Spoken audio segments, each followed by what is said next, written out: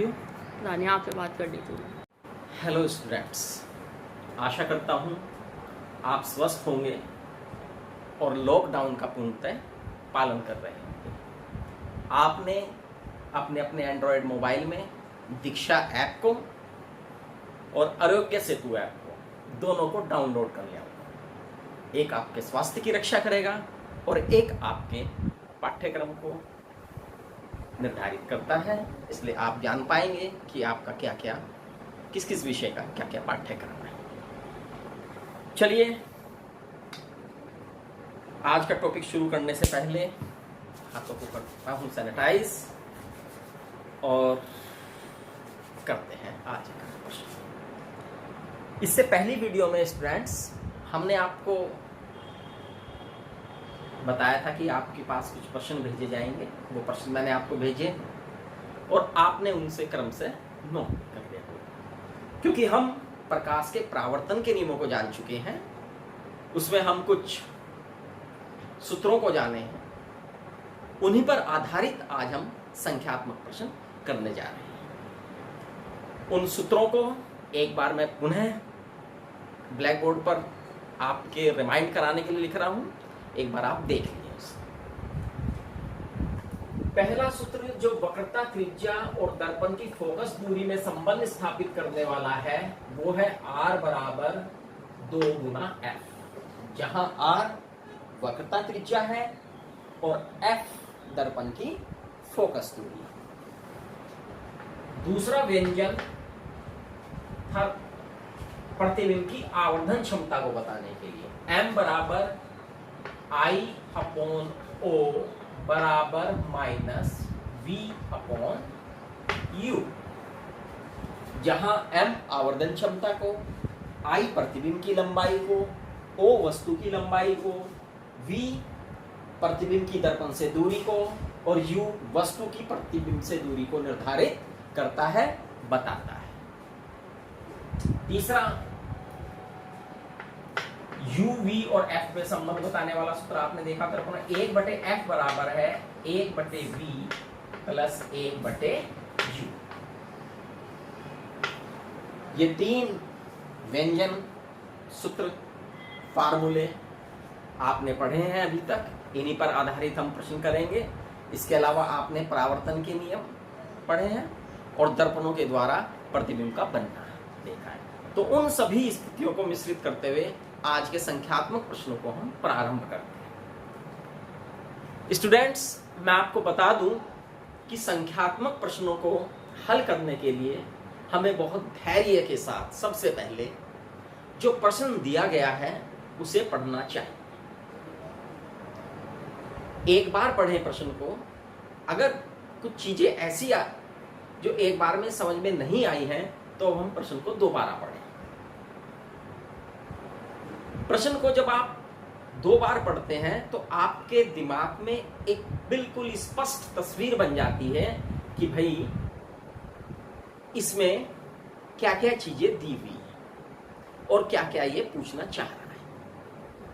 तो सबसे पहले हम प्रश्न को पढ़कर यही जानते हैं कि भाई वो कौन कौन सी सूचनाएं हैं जो इस प्रश्न में दे दी गई हैं और वो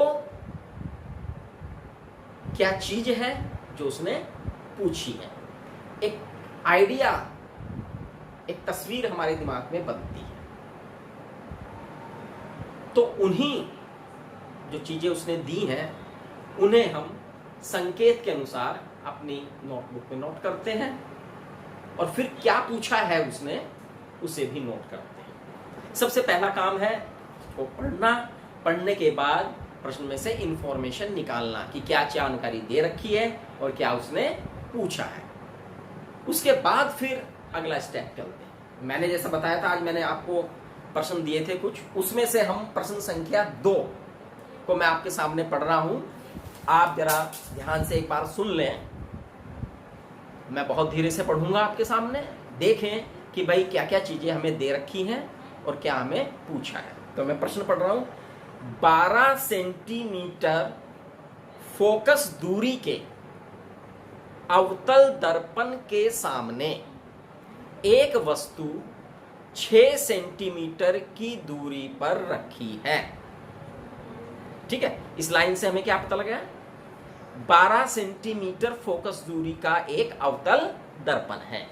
यानी एक अवतल दर्पण है जिसकी फोकस दूरी 12 सेंटीमीटर है। उसके सामने एक वस्तु 6 सेंटीमीटर की दूरी पर रखी हुई है। ठीक है, तो एक तो प्रतिबिंब की स्थिति और की आरेख बनाते हुए गणना कीजिए। तो इसने दिया क्या क्या है? एक अवतल दर्पण दिया है और उसकी फोकस दूरी दी है।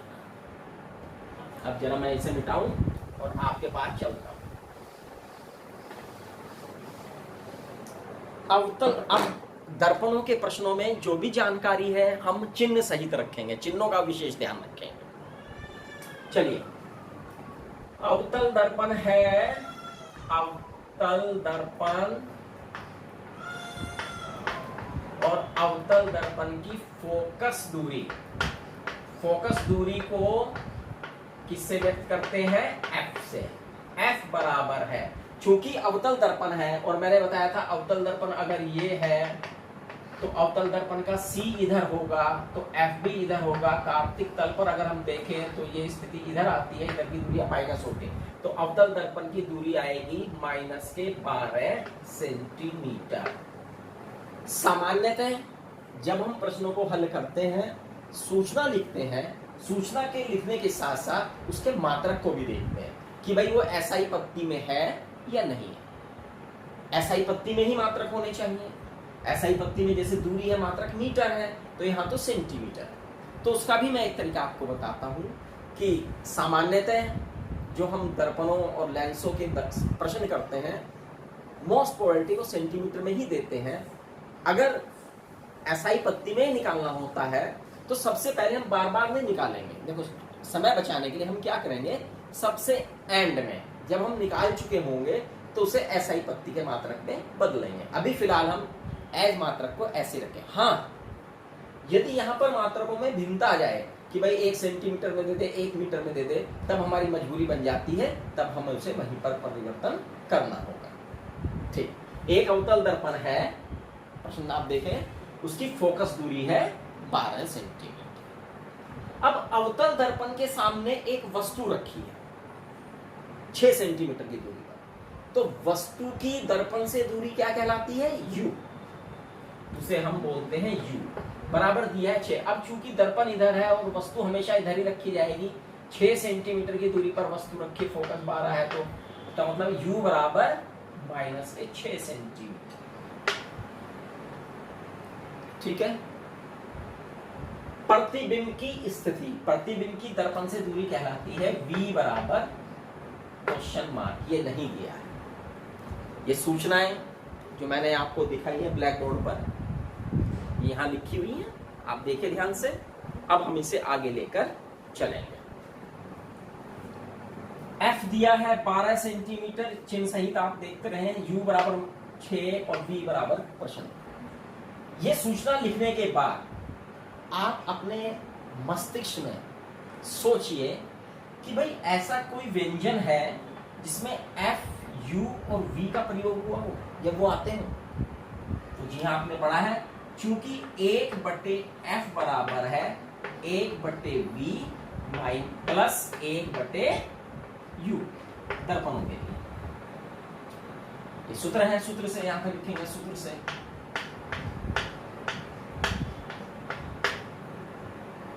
अब जब सूत्र लिख दिया है तो अब हम इन सूत्र में जो मान दिए गए हैं वो भरेंगे। F का वैल्यू 1/F या का चिन्ह करते हुए -12 सेंटीमीटर बराबर 1/V पता नहीं प्लस 1/-6 सेंटीमीटर। ये आ गया है भाई। अब इसे यहां से मिटा रहा हूं, अब इसे हल कर लेते हैं। तो भाई ये ज्ञात राशि है, तो इसे हम इधर लेके चलेंगे, तो अगले स्टेप में ये हो जाएगा 1/-12 और ये इधर आएगा तो ये हो जाएगा प्लस का, चूंकि माइनस के है, प्लस 1/6 बराबर 1/V।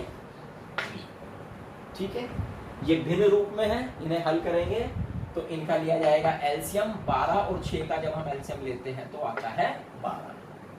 तो अब इसे हल करेंगे, 12 की 12 में डिवाइड करेंगे, आएगा 1, 12 को 12 से भाग करेंगे 1 और 1 की गुणा करेंगे, 1 में माइनस का चिन्ह है ये ध्यान रखेंगे, तो ये बन गया माइनस का 1 प्लस 6 दूनी 12 और 2 एकम 2 बराबर 1/20। 1 माइनस का 2 प्लस का, इनकी परस्पर क्रिया के द्वारा 2 में से गया 1/12 बराबर 1/20। यहां तक पहुंचे हम और यहां से फिर आगे बढ़ेंगे, क्रॉस मल्टीप्लिकेशन करेंगे तो v बराबर आ जाएगा 12 सेंटीमीटर। v बराबर कितना आया है 12 सेंटीमीटर। और किस में आया ये v प्लस में आया है। प्लस का मतलब है प्रतिबिंब दर्पण के पीछे बनेगा। ठीक है, आपने देखा बिल्कुल सरल प्रकार का प्रश्न था, सीधा सीधा प्रश्न था, वैल्यू रखनी। लेकिन अभी इसमें एक चीज और पूछिए कि भाई इसका आरेख भी बनाना है, तो चलिए आरेख बनाते हैं। F इतना है, U इतना है और V आया है 12 सेंटीमीटर। तो इसी को ध्यान में रखते हुए मैं आरेख आपको बताऊंगा। ये गया यहाँ पर, मैं मिटा रहा हूं इसे और अब हम आरेख की बात करेंगे। आरेख F बराबर है -12 जो आया है वो बता रहा हूं मैं। U बराबर -6 और V बराबर आया है 12। भाई दर्पण बनाना है तो उसका आर तो मुझे चाहिए, त्रिज्या लेनी पड़ेगी। मुझे चित्र बनाना है तो एक्यूरेट बनाना है, अंदाजे से चित्र नहीं बनाना है अगर चित्र इसने पूछा है तो। F अगर 12 सेंटीमीटर है तो R बेटा इसका दुगुना हो जाएगी, 2 गुना -12 बराबर -24 सेंटीमीटर। ठीक, अब मुझे चित्र बनाना है तो यानी प्रकार में मुझे 24 सेंटीमीटर की त्रिज्या लेनी पड़ेगी। 24 सेंटीमीटर की त्रिज्या तो बहुत ज्यादा हो जाएगी। इतनी बड़ी त्रिज्या लेकर यदि मैं प्रश्न करूंगा तो पूरा पन्ने पे नहीं आएगा, तो मुझे एक पैमाना मानना पड़ेगा, इसे संक्षिप्त करना पड़ेगा पैमाना। चूंकि यहाँ पर केवल एक ही अक्ष लिया गया है, वस्तु की लंबाई चौड़ाई के बारे में इसने कोई बात नहीं कही है, इसलिए हम पैमाना एक्स अक्ष पर ही मान रहे हैं। एक्स अक्ष पर पैमाना ऐसा मानते हैं जो सुविधाजनक हो और हमारी उत्तर पुस्तिका के अनुरूप वो माप उसमें आ जाए। सबसे बड़ी माप यहाँ पर आप देख रहे हैं 24 सेंटीमीटर ही है, तो ये माप बहुत आसानी से आ जाए। तो पैमाना मानेंगे हम एक्स अक्ष पर 1 सेंटीमीटर बराबर 4 सेंटीमीटर। यानी यदि मैं 1 सेंटीमीटर की लाइन खींचूं तो समझिएगा कि वो 4 सेंटीमीटर की लाइन हो गई है। अब ये प्रकार है, इसमें हम पेंसिल लगाएंगे और पेंसिल लगाने के बाद मैं बता दूं आपको बिल्कुल तरीके से आपको कि क्या करना है। भाई पैमाना माना है मैंने तो वक्रता त्रिज्या लानी है 24 सेंटीमीटर। इस 4 से 4 छिक 24, यानी मुझे अगर मैं 6 सेंटीमीटर की लाइन खींचूं, हालांकि 6 सेंटीमीटर की बहुत बड़ी है, मैं चाहता तो पैमाने को और छोटा कर सकता हूं, है ना। आप इसे 1 सेंटीमीटर बराबर 6 सेंटीमीटर भी कर सकते हैं अगर आप चाहे तो। ये आपके डिपेंड करता है कि आप क्या करना चाहते हैं। 6 सेंटीमीटर कर लीजिएगा, आपको और छोटा बनेगा। 1 सेंटीमीटर बराबर 6 सेंटीमीटर, सब 6 के गुणांक में तो बहुत आसानी से बन भी जाएगा। तो मुझे 4 सेंटीमीटर की वक्रता त्रिज्या लेनी पड़ेगी, तो ये 4 सेंटीमीटर में ले लेता हूं। ये आपके ऊपर डिपेंड है कि आप कितना लेते हैं। तो 4 सेंटीमीटर की आप खींच सकते हैं रेखा। तो अब मैं आपको करके दिखा रहा हूं। ये आप पे डिपेंड है कि 4 ले 6 ले, वो आपकी सुविधा है। तो एक मैंने ये खींच लिया है 4। अगर मेरी ये 4 सेंटीमीटर मेरा यहाँ बन रहा था तो इसका मध्य बिंदु P और यहाँ से होते हुए मैंने एक रेखा खींच ली। यहाँ से यहाँ तक कितना लाइन है ये 4 सेंटीमीटर। तो 4 6 24, यानी त्रिज्या 24 सेंटीमीटर होगी। ठीक है, अब वस्तु कितनी दूरी पर रखनी है 6 सेंटीमीटर की दूरी पर। 6 का मतलब है 1 सेंटीमीटर की दूरी पर ये वस्तु आ गई। वस्तु की लंबाई चौड़ाई के बराबर इसने कुछ नहीं बताया हमें।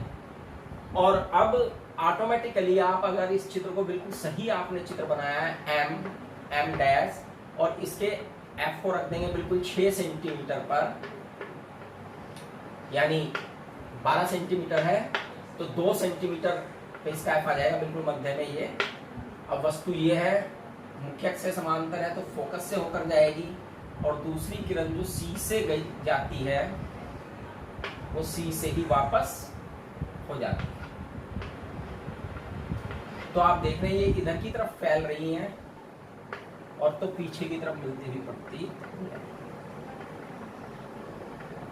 अगर आप नाप तोल कर चित्र को बनाएंगे तो ये एक्यूरेट, यानी ये दूरी जो होगी ये 2 सेंटीमीटर आएगी वैसे, और 2 सेंटीमीटर का मतलब है 6 दूनी 12 सेंटीमीटर पे आएगी। तो इस प्रकार से हम इसका रेखा चित्र भी बनाते हैं। तो जिस प्रकार से प्रश्न दिया रहता है उसी हिसाब से पैमाना मानकर हम चित्र भी बना सकते हैं। इसमें आपको कोई परेशानी नहीं आनी चाहिए। चलिए जल्दी से और प्रश्न हल करते हैं। से बता रहा हूं मैं।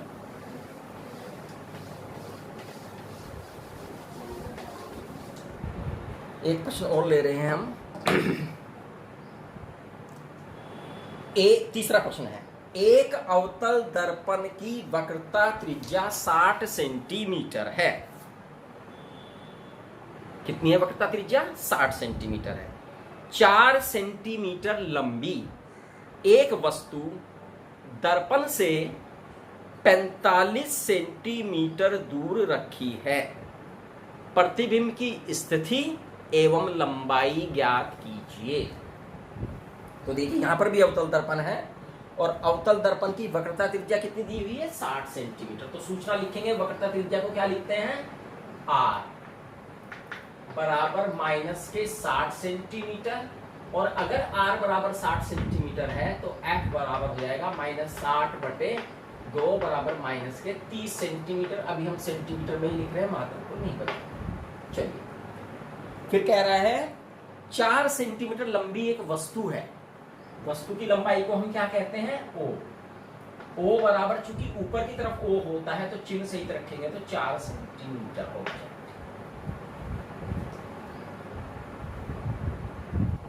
और उससे ये 4 सेंटीमीटर की वस्तु 45 सेंटीमीटर की दूरी पर रखी है। तो वस्तु की दर्पण से दूरी u बराबर माइनस के 45 सेंटीमीटर। ये तो सूचना एक थी जो दी हुई है। अब ये कह रहा है प्रतिबिंब की स्थिति, यानी कि v बराबर क्वेश्चन मार्क, और प्रतिबिंब की लंबाई यानी कि I बराबर क्वेश्चन मार्क। 2 चीजें पूछी। ठीक, अब f आपके पास है, u आपके पास है, v आपको निकालना है। इससे पहले प्रश्न में आपने यही किया है कि f था, u था, v निकालना था। तो वही बात यहाँ पे करेंगे। एक दर्पण के लिए सूत्र से 1/f बराबर 1/v प्लस 1/u। तो चलिए 1/- के 30 बराबर 1/v प्लस 1/- के 45 सेंटीमीटर। तो भाई आगे बढ़िए, इसमें 1/- के 30 से इधर आ गया, प्लस माइनस माइनस इधर आके प्लस हो जाएंगे, प्लस 1/45 बराबर 1/v। एलसीएम लेंगे 45 और 30 का आएगा 90, 30 या 90 प्लस 45 दूनी 90 बराबर 1/v। तो ये आ गया माइनस के 3 प्लस के 2 तो माइनस के 1/90 बराबर 1/v। तो v बराबर आ गया माइनस के 90 सेंटीमीटर। v बराबर कितना आ गया? माइनस के 90 सेंटीमीटर। चलिए v तो आ गया। दूसरी चीज क्या पूछिए इसमें? I। अब I कैसे लगाए भाई? अब v भी आपको पता है, o भी आपको पता है, u भी आपको पता है। तो फिर दिमाग में सोचिए ऐसा सूत्र, ये मैं बता रहा हूं इधर का, जिसमें चारों आए। देखिए सूत्र फिर बनता है। आपने सूत्र पढ़ा है m बराबर I/O बराबर -v/u। तो एक टाइम में कोई सी 2 चीजें लेके चलेंगे तो हम ये लेके चलेंगे, क्योंकि I/O बराबर है माइनस के v/u। I कितना है पता नहीं, O कितना था 4 सेंटीमीटर, v कितना है ये माइनस ये है और माइनस के 90, और u कितना आया है माइनस के 45, माइनस से माइनस के 45 दूनी 90 I/4 बराबर आ गया 2/1। तो I बराबर आ गया 4 दूनी माइनस का चिन्ह है 8 सेंटीमीटर, 8 सेंटीमीटर। तो I बराबर आ गया माइनस के 8 सेंटीमीटर। इस प्रकार से आपने जान लिया कि ये I की वैल्यू कितनी है।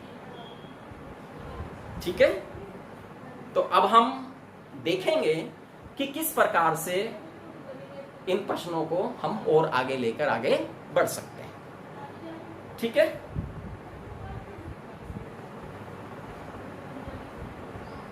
तो अब हम प्रश्न संख्या बढ़ेंगे 4 पर।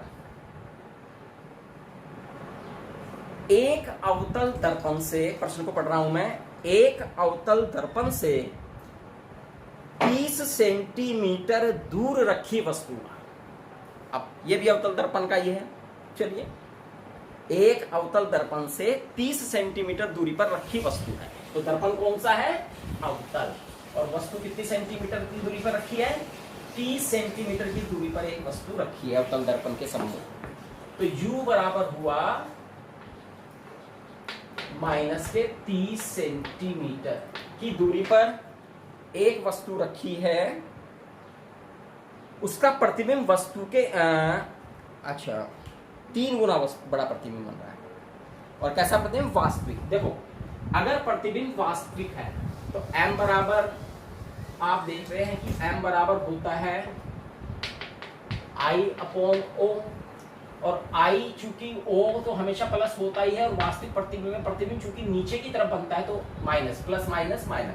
तो आवर्धन m जो का चिन्ह होगा वो क्या होगा? माइनस। तो m बराबर माइनस के 3 गुना बताया, तो आवर्धन हो गया m बराबर माइनस के 3, वास्तविक है। तो अवतल दर्पण की फोकस दूरी ज्ञात कीजिए। F बराबर क्वेश्चन मार्क। तो भाई F तो आप तभी निकाल सकते हैं अगर आपको V पता हो। तो आप जानते हैं M बराबर माइनस के V/U, ये सूत्र लगाएंगे आप, ये प्रैक्टिस से आपको आ जाएगा। माइनस के 3 बराबर माइनस, V की वैल्यू हमें पता नहीं, U की वैल्यू माइनस के 30, माइनस से माइनस गया, V बराबर माइनस के 90 सेंटीमीटर। V कितना आ गया? माइनस के 90 सेंटीमीटर। अगर V माइनस के 90 आ गया, U आपके पास पता है माइनस के 30 सेंटीमीटर है, तो आप इसका F निकालेंगे। इससे अगला हिस्सा आप स्वयं करेंगे। ठीक है, मैं देखूंगा आपको कि आपने कितना किया है। कुछ चित्र वाले प्रश्न हैं तो इन्हें भी आप करेंगे।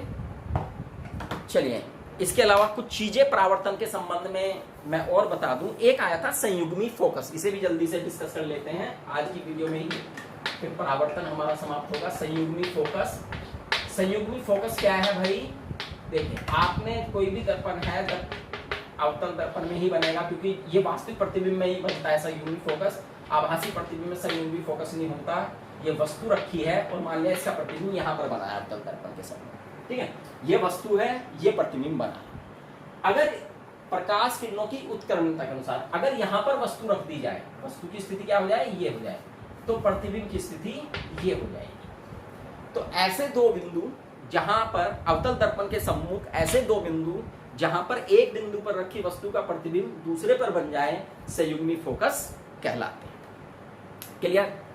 एक और हम यूज देख लेते हैं, दर्पणों का उपयोग, अवतल दर्पण और उत्तल दर्पण के उपयोग। अवतल दर्पण में का जो मुख्य उपयोग होता है, आपने देखा होगा, यदि आप सैलून में गए हो, बार्बर के यहाँ गए हो, तो उनके यहाँ जो बड़े बड़े द्वारक के दर्पण लगे होते हैं वो वास्तव में समतल दर्पण नहीं होते, वो अवतल दर्पण होते हैं। क्यों?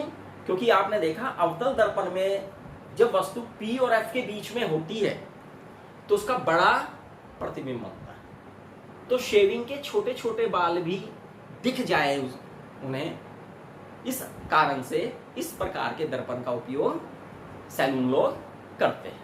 अवतल दर्पण का दूसरा प्रयोग टॉर्च में किया जाता है, रिफ्लेक्टर्स के रूप में, है ना। लाइट को जो है आगे फोकस करता है, वो मारता है, तो उस रिफ्लेक्टर्स के रूप में हम अवतल दर्पण का उपयोग करते हैं। अवतल दर्पणों का उपयोग सोलर लैंप वगैरह में भी किया जाता है, जो सोलर कुकर वगैरह होते हैं। चलिए, उत्तल दर्पण का प्रयोग, उत्तल दर्पण का चूंकि दृष्टि क्षेत्र बहुत बड़ा होता है, उत्तल जो दर्पण है उसका दृष्टि क्षेत्र क्या होता है, बहुत बड़ा होता है, तो दूर से आने वाली प्रकाश किरणों को वो एक बिंदु पर केंद्रित करने की क्षमता उसके अंदर होती है। तो इसका सबसे बड़ा उपयोग तो किया जाता है जो आपके वाहन होते हैं उसमें बैक मिरर के रूप में, जो मिरर बैक बाहर लगा रहता है जिसमें ड्राइवर लोग पीछे की साइड का देखना होता है, काफी पीछे का उन्हें दिख जाता है, तो वो बैक मिरर के रूप में इसका उपयोग होता है। दूसरा उपयोग होता है इसका स्ट्रीट लाइट के रूप में, क्योंकि स्ट्रीट लाइट का काम है कि भाई जो लाइट है वो अगर यहाँ पे बल्ब लगा है तो यहाँ इसके फोकस से पड़े तो वो चारों ओर फैल जाए, तो लाइट पूरी गली में फैल जाए, इस कारण से उत्तल दर्पण का उपयोग इसमें किया जाए। तो इस तरह से कुछ बातें थी, कुछ संख्यात्मक प्रश्न, कुछ उपयोग, ठीक है। आप अच्छी तरह से इन्हें करेंगे, प्रैक्टिस करेंगे, बाकी फिर थैंक यू।